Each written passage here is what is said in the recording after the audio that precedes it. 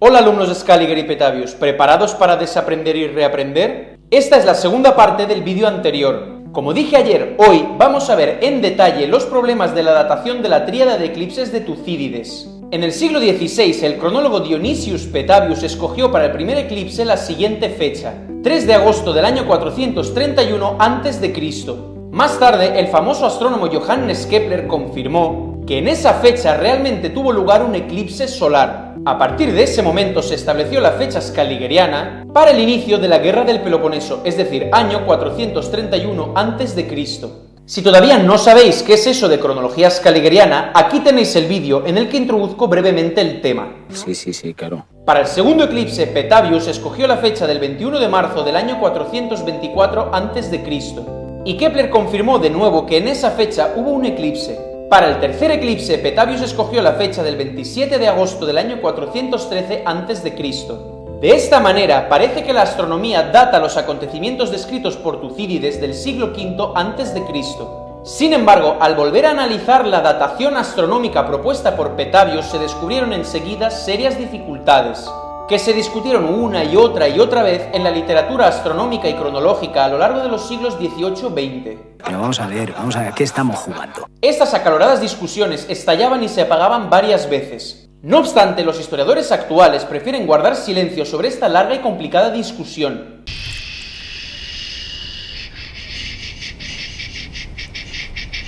Haciendo como que los problemas ni existieron ni tampoco siguen existiendo. Los principales problemas con la datación, los cronólogos comenzaron a tenerlos ya con el primer eclipse. El hecho es que el eclipse propuesto por Petavius del 3 de agosto del año 431 a.C. resultó ser en forma de anillo, y por eso no fue total en ningún lugar de la Tierra. Esto se descubrió después de que la fecha astronómica scaligeriana del inicio de la Guerra del Peloponeso hubiera sido ya incluida en las tablas cronológicas scaligerianas, y en el canon del astrónomo austríaco Friedrich Karl Ginzel figura precisamente como un eclipse en forma de anillo.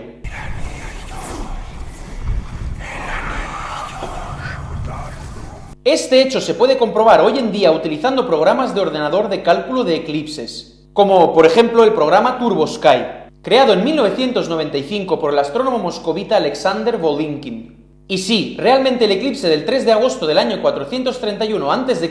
fue en forma de anillo. Pero Tucídides dice claramente que en el momento del eclipse se veían las estrellas. Pero es que en un eclipse parcial las estrellas no se ven. Es más, se descubrió que la fase del eclipse de Petavius para el año 431 a.C. en Atenas fue muy baja. Queda claro que Kepler también se equivocó declarando en su óptica que el valor de la fase equivalía a 12, es decir, que el eclipse fue total. Si habéis flipado con esto, ya sabéis lo que tenéis que hacer. Darle like, suscribiros, darle a la campanita para que os lleguen los avisos de todos mis vídeos y por favor compartid para que este vídeo y todos mis vídeos lleguen a más gente. Que os suscribáis. Seguramente esta postura de Kepler se explica con la imperfección de los métodos de cálculo de eclipses solares existentes en su época. El cálculo de la fase de un eclipse es un asunto bastante delicado. No se descarta tampoco que Kepler ajustase ligeramente el resultado y de manera astuta hiciera un eclipse total a partir de otro parcial. La gente miente, pero los números no. ¿Para qué? Pues evidentemente para no entrar en disonancia con la cronología scaligeriana, que estaba creándose precisamente en esa época. Y es que cabe señalar que Kepler tuvo contacto constante con Joseph Scaliger, carteándose con él. De hecho, es muy famosa la frase en latín que escribió acerca de su trabajo cronológico con Scaliger. Scaliger me seduxit, terret me ut video studium chronologicum. ¡Qué hermosa lengua! Es decir, Scaliger me sedujo, que en este caso quiere decir desvió, no penséis mal. No va por ahí la cosa. Me aterra, por lo que veo, el estudio cronológico. Y es que sin importar lo que ocurriera o dejase de ocurrir, Kepler nos está diciendo claramente que aquí había gato encerrado. Y es que el tema de la cronología es un asunto muy complicado. De hecho, si habéis estado siguiendo de cerca todos mis vídeos, sabréis perfectamente que así es. Sobre todo cuando un científico debe apartarse de la objetividad y ceder ante exigencias arbitrarias e ideológicas. Ser científico es ser un ingenuo. Nos obcecamos tanto en descubrir la verdad que olvidamos que muy pocos quieren que lo hagamos. Eso ocurría en el pasado y también ocurre, por desgracia, en el presente. Pero la verdad siempre está ahí, la veamos o no, la elijamos o no. A la verdad no le importan las ideologías ni las religiones. A la vista de las circunstancias enumeradas, astrónomos y cronólogos comenzaron a recalcular la fase del eclipse del año 431 a.C. Con ello se introducían diversas enmiendas empíricas en las ecuaciones del movimiento de la Luna, para acercar cuanto se pudiera la fase del eclipse, observado desde Atenas y sus alrededores, a un valor equivalente a 12.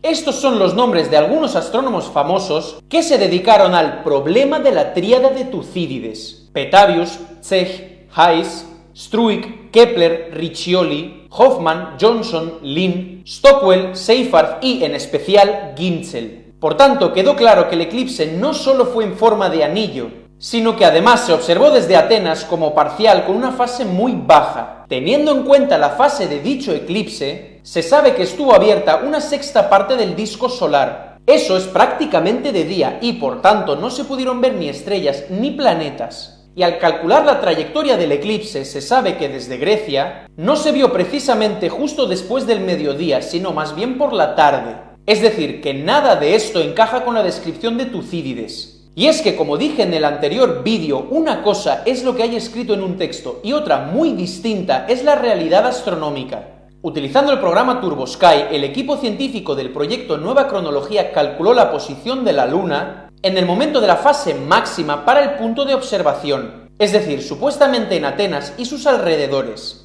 El resultado es el siguiente. Se ve claramente que está abierta una parte significativa del disco solar. De este modo, el eclipse propuesto por Petavius del 3 de agosto del año 431 a.C.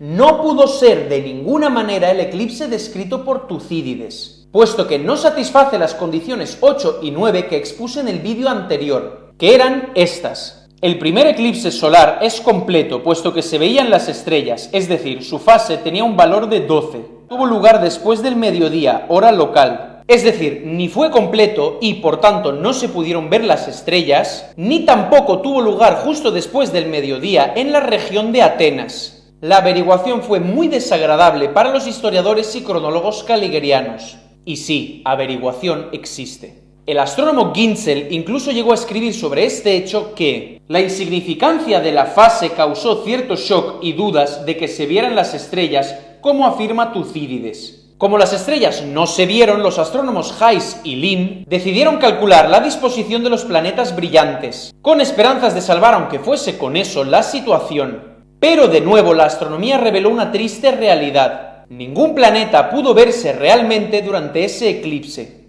¿Que no, Lisa? ¿Que no?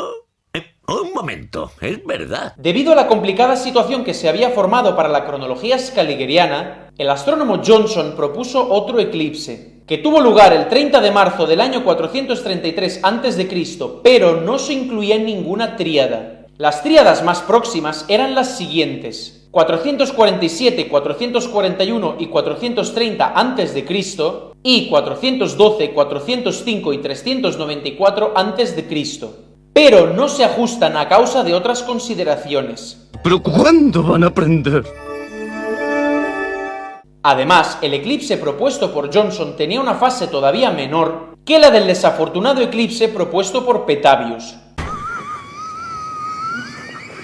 Entonces, el astrónomo Stockwell intentó revisar los cálculos de la fase para buscar la posibilidad de ajustarla al máximo, pero no tuvo ningún resultado satisfactorio. Es más, Ginzel fue muy escéptico con los cálculos. Cuidado, caution. Intentando encontrar una salida, el astrónomo Seyfarth planteó la hipótesis de que quizás Tucídides habría tenido en cuenta el eclipse del 27 de enero del año 430 a.C. Sin embargo, sin hablar ya de que este eclipse no se correspondía en absoluto con la descripción de Tucídides, por ejemplo, no formaba parte de ninguna tríada, una comprobación mostró que no se vio desde Atenas. Y finalmente el shock del que hablaba Ginzel fue reemplazado por cierta confusión. Y entonces entraron en juego unas ideas totalmente diferentes, cada vez más alejadas de la astronomía. incluida la más pura demagogia. Por ejemplo, el astrónomo Czech intentó solucionar el problema haciendo referencia al claro cielo de Atenas y a la agudeza visual de los antiguos. ¿En serio? Claro, se ve que los antiguos griegos tenían superpoderes al estilo de ojo de halcón o algo así. En fin, Hoffman fue todavía más allá y propuso considerar que las estrellas de Tucídides fueron simplemente, ojo, decoraciones retóricas.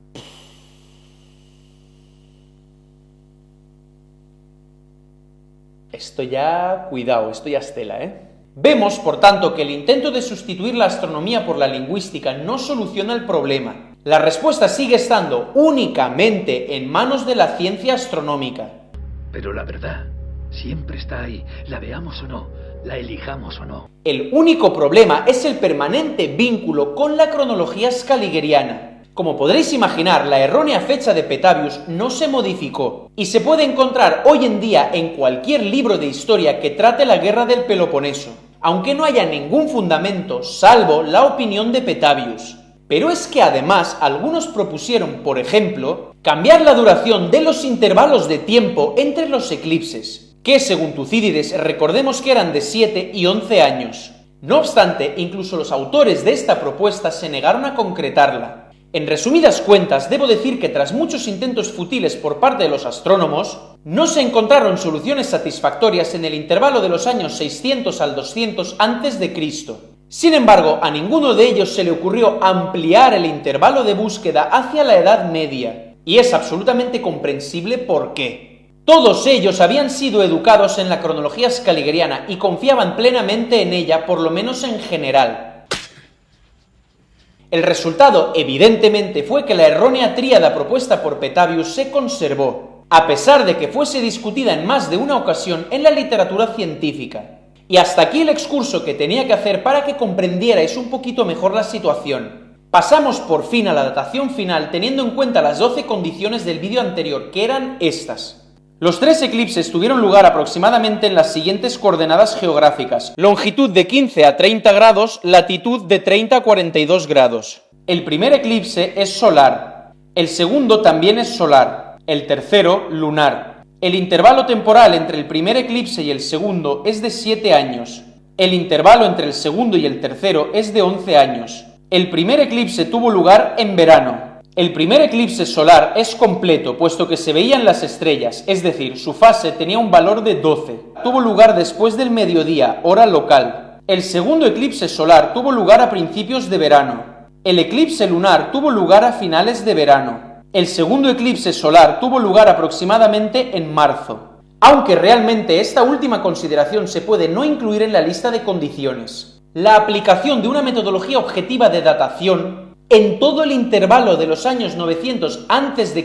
y 1700 después de Cristo, realmente revela que sí existe una única solución astronómica exacta, y una segunda un poquito menos exacta. La exacta la encontró el científico y enciclopedista ruso Nikolai Alexandrovich Morozov. Es que es ruso, ¿eh? Más tarde, cuando el académico y matemático ruso Anatoly Timofeyevich Fomenko, padre del proyecto científico Nueva Cronología, analizó de nuevo los eclipses antiguos y medievales, descubrió otra solución astronómica que satisfacía casi por completo las exigencias de la tarea. Es decir, la primera solución, la más exacta, es de Morozov y la segunda, un poquito menos exacta, es de Fomenko. Y no hay más soluciones posibles. Así pues, tenemos los siguientes resultados. Atentos. Según Morozov, eclipse solar total el 2 de agosto del año 1133, eclipse solar total el 20 de marzo de 1140 y eclipse lunar el 28 de agosto de 1151.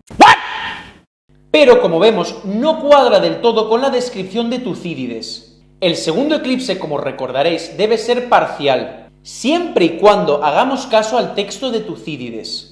Por cierto, un pequeño inciso, en el vídeo que os mostré ayer de la mujer que intentaba criticar los trabajos de Fomenko, decía una frase muy curiosa. В оригинале Фукидида сказано, что речь идет о солнце, которое было видно полумесяцем. Y yo os lanzo la siguiente pregunta. ¿Cómo se sabe que ese texto presuntamente escrito por Tucídides es el original? ¿Y si se tratara de otra copia hecha a partir de otro idioma? Ir dándole vueltas a esto. Quizás por eso, precisamente, cuando habla de un eclipse parcial, habla al mismo tiempo de que se veían las estrellas. Es decir, puede ser que se trate de una especie de error. Por eso, por ejemplo, estaría hablando de un eclipse parcial y al mismo tiempo de que se veían las estrellas, algo que pues no puede ser. Es decir, podría tratarse de una especie de error de traducción o de cualquier otro tipo de errata. A su vez, la solución de Fomenko es la siguiente. Eclipse solar total el 22 de agosto del año 1039, eclipse solar parcial el 9 de abril del año 1046 y eclipse lunar el 15 de septiembre de 1057. La solución de Fomenko es más exacta en el segundo eclipse, pues dice que es parcial. Sin embargo, la solución de Morozov tiene en cuenta la condición número 12, es decir, que el segundo eclipse tuvo lugar en marzo. Sin embargo, como dije en el vídeo anterior, esta condición se puede cumplir o no, es decir, es complementaria. Anatoly Fomenko y su equipo volvieron a comprobar ambas soluciones con ayuda de los programas TurboSky y StarCalc. El segundo programa muestra que el eclipse solar del 22 de agosto del año 1039 propuesto por Anatoly Fomenko fue en forma de anillo, aunque con una fase casi total en el eje del eclipse. De esta manera, de los 3 algoritmos calculados, 2 muestran que dicho eclipse fue total, mientras que uno lo muestra en forma de anillo. Sin entrar en detalles de qué programa es mejor, queda claro que la solución de Morozov solo es mejor que la de Fomenko si se tiene en cuenta la condición número 12, mientras que flaquea en cuanto a la fase del segundo eclipse. La solución de Fomenko es mejor que la de Morozov si se tiene en cuenta la fase del segundo eclipse. Y solo flaquea si se tiene en cuenta el resultado del programa StarCalc, según el cual el primer eclipse, que debe ser total, fue parcial, pero con fase casi total. En otras palabras, ambas soluciones son adecuadas a las exigencias, pero no cumplen al 100% las exigencias descritas por Tucídides. Entonces, ¿qué nos quiere decir esto? ¿Que la descripción de Tucídides es del siglo XI o XII? Es probable. ¿Y qué deducimos de eso? Pero lo que sí que queda claro es que las fechas caligerianas del siglo V a.C. para la tríada de eclipses de Tucídides es incorrecta. Y en cuanto a la posibilidad de que las descripciones sean una mera invención del autor, es improbable, pues requieren conocimientos avanzados en astronomía. Es decir, que no son florituras arbitrarias. El autor sabía lo que escribía. De lo contrario, es improbable que hubiera alguna solución astronómica real. Al mismo tiempo, es difícil considerar estos eclipses como inserciones posteriores en un texto antiguo. Encajan demasiado bien en el continuo y detallado relato. Como curiosidad final, y sin entrar en detalles, voy a hablaros muy brevemente del eclipse solar de la historia de Tito Livio. Hoy en día, los cronólogos lo atribuyen al año 190 a.C. o al año 188 a.C. Y, como era de esperar, tampoco cuadra con las descripciones del autor. Resulta que si se realiza una datación astronómica objetiva, se descubre una única solución en el intervalo de los años 900 a.C. y 1600 después de Cristo. El resultado es el año 967 después de Cristo. Eso es imposible. Análoga situación tenemos también con el eclipse lunar descrito en la historia de Tito Livio. Los cronólogos caligerianos sugieren que se describe un eclipse del año 168 a.C.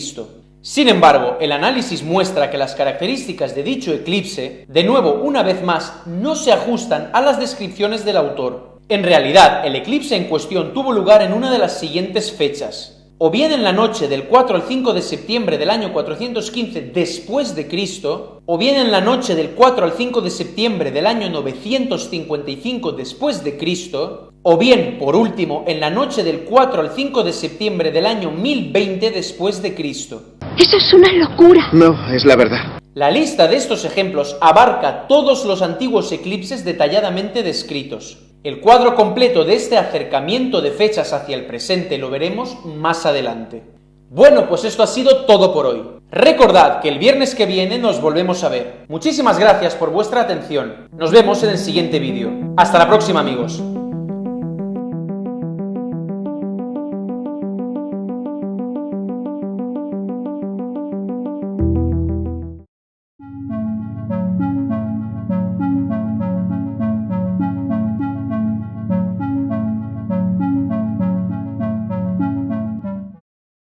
Si os ha gustado y parecido interesante este vídeo, dadle like, suscribiros, comentad y compartid mi canal. Y si queréis que os lleguen los avisos de mis vídeos, dadle también a la campanita.